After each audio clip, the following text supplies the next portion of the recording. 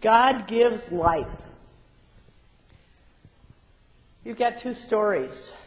By the way, thank you so much for the excellent reading, because my goodness, it was long.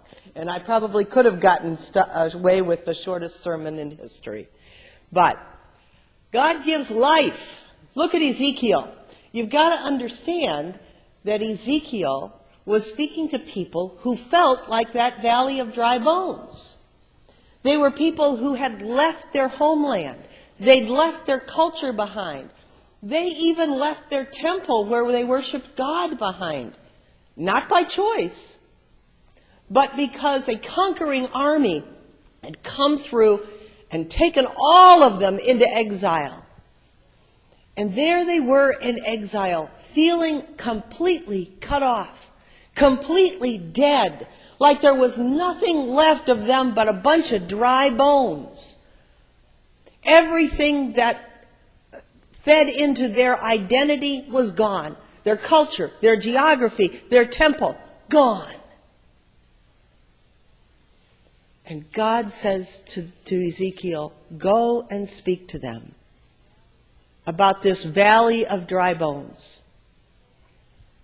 And so he does. And he describes how dry and dead they look. There's nothing on them. A whole valley of dead bones. And then he speaks the word of the Lord. And all of a sudden, sinews and flesh and skin cover these bones. But there's no life in them. So the Lord God comes and sweeps over the valley from the north, south, east, and west, breathes upon this valley of dead corpses. And suddenly they stand and they live. And the people of Ezekiel's time, when they heard that, what they heard, was that God gives life. And despite the fact that they felt like a valley of dry bones, God would breathe life into them, and they would live again. They would once again return to their source of life, their culture, their geography, and their temple. They heard that story as good news, that the God they loved and served brought life, even to them who felt so cut off. And then you've got the Mary and Martha story with Lazarus. By the way, very good job reading all of that. It was very long. You know this story fairly well, and it's a little weird if you ask me. Word comes to Jesus that one of his best friends, Lazarus, is dying. So what does he do? He stays where he is for 2 more days. Does that make sense? Not really, except by the time you get to the end of the story, you understand that what Jesus was doing was proclaiming exactly the same thing Ezekiel had proclaimed, that God gives life. So finally, 2 days later, he goes down to Bethany. Obviously, Lazarus has already died. Everybody's weeping and mourning. They run out and they greet Jesus. They're wonderfully happy to see him. And one of the girls says, if you'd been here, my brother wouldn't have died. And I think we really ought to read it with that kind of anger in mind. If you'd been here, Jesus, my brother wouldn't have died. Jesus says, but do you believe in the resurrection?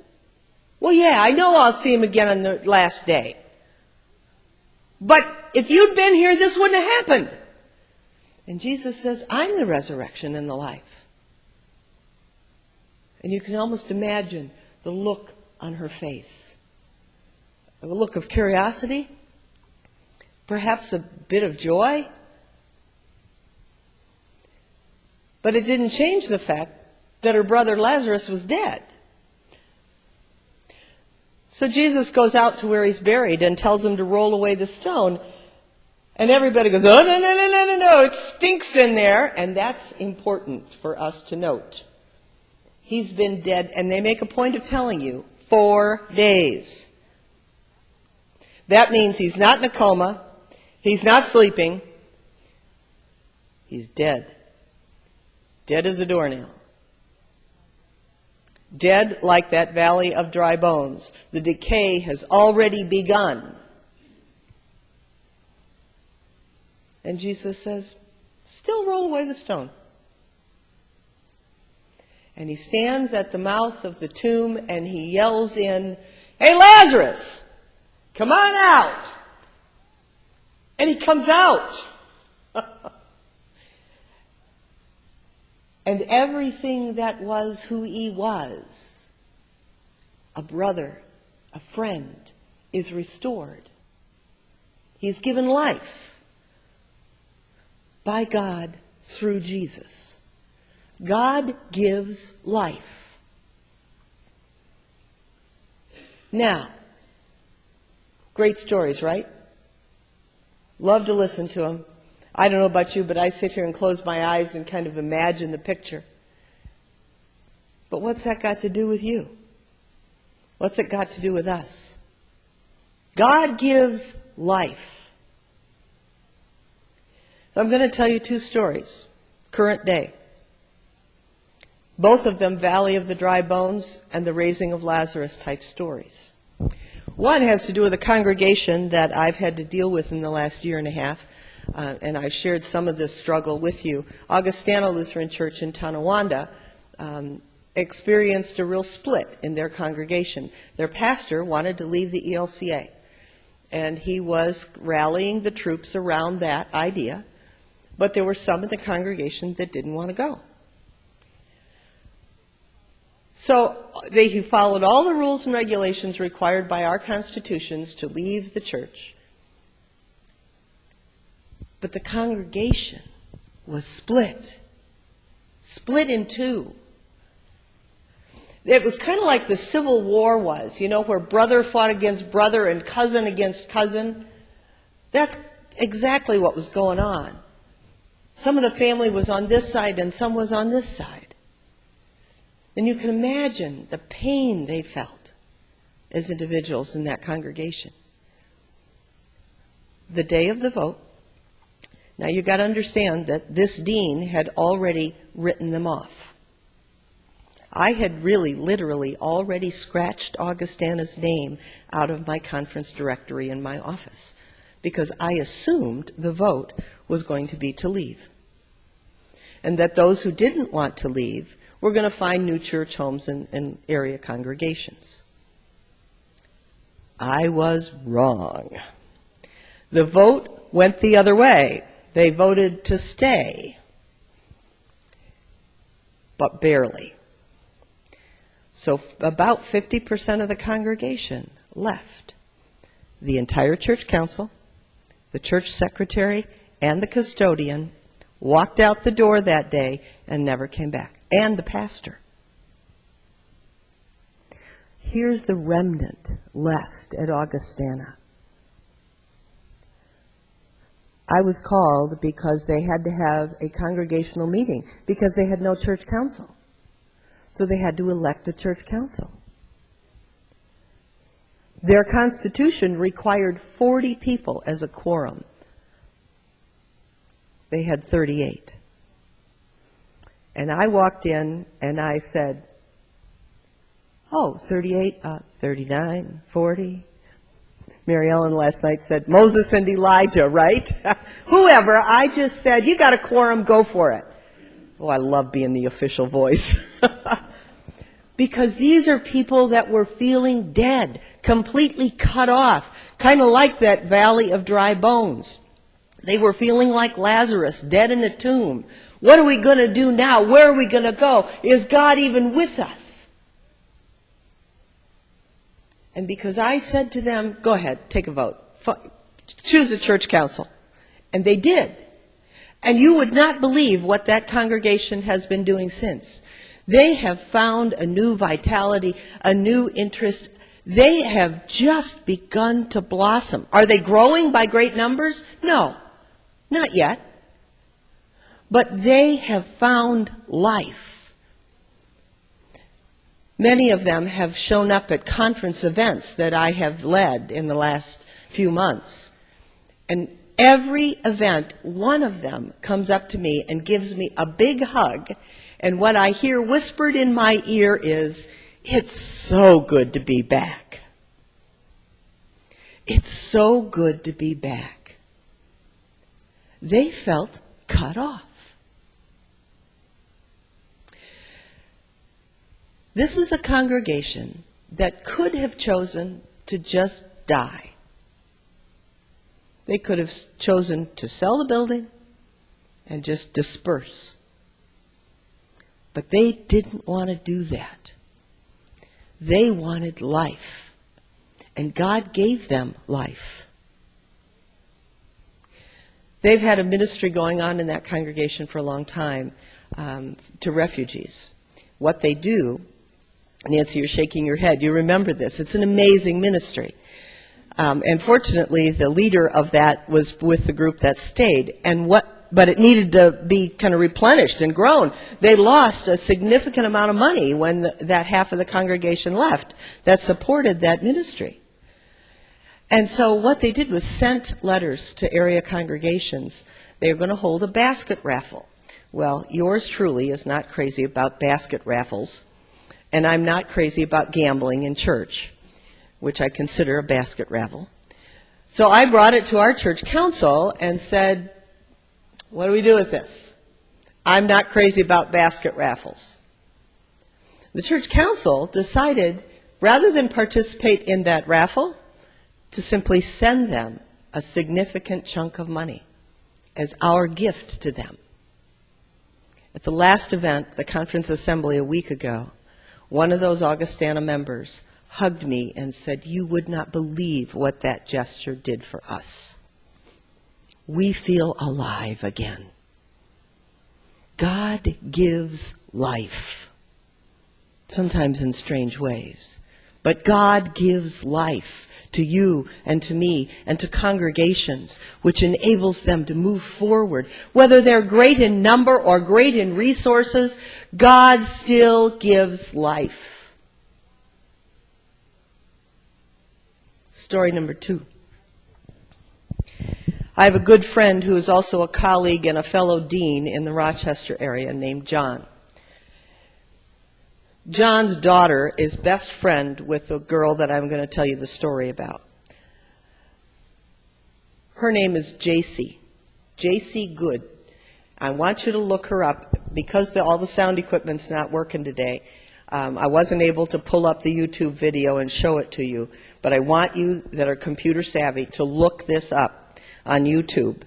You type in JC, Jacy, Good, Good, on Oprah. You can spell Oprah. JC Good on Oprah. And about a 3.5-minute segment will come up. JC was interviewed on Oprah, and she tells her story. She was 23 years old. She had just graduated from college. Her parents had come in from their hometown to be a part of that celebration. John and his wife had gone down because the two girls had graduated together. So they went down and they shared time together before the graduation and celebrated together afterwards.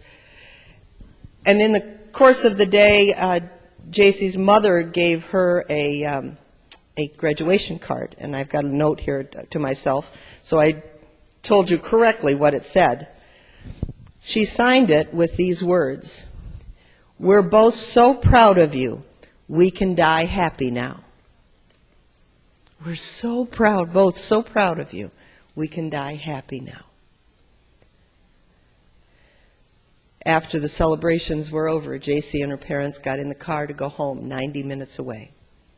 They never made it. Mom and Dad were killed.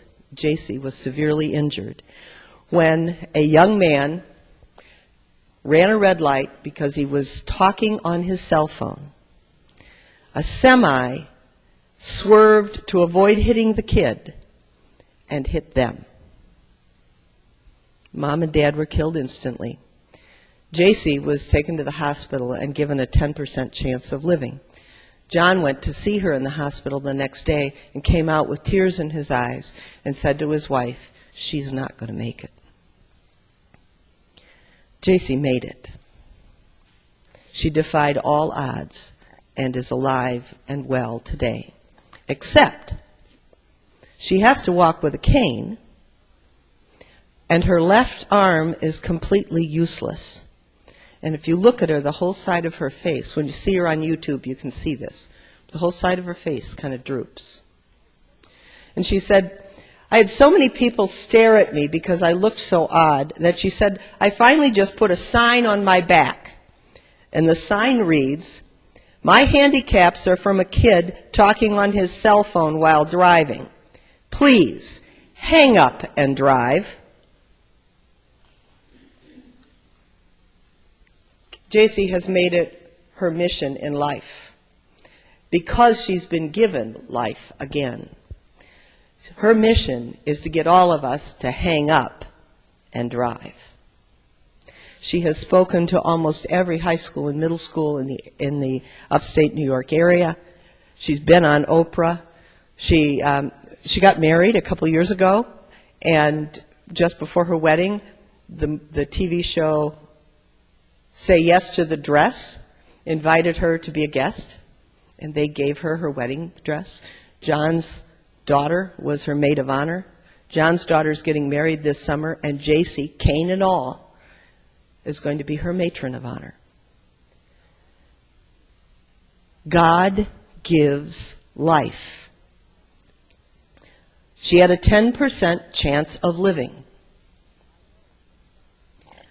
I know from John that it's not just that she's a self-determined woman, but she's a woman of faith. A woman of faith who would not let death get in her way because she knew God gave her life. And she's now dedicated her life to making sure this doesn't happen to anyone else. Hang up and drive. Our God gives us life as a congregation and as individuals. Maybe you've never experienced anything like JC. I pray we never go through what Augustana went through as a congregation.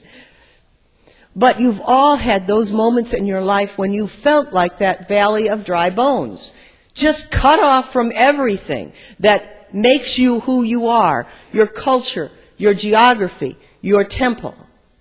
You felt like Lazarus, dead in that tomb for 4 whole days and beginning to stink and decay. Well, folks, hear me loud and clear. God gives life. And in a few weeks, we're going to celebrate another death and resurrection. Another empty tomb. That one was given for us. We know how Jesus gives us life on a cross and in a resurrection. Live like that, my friends. Live like God can give you life as a congregation and as people of God.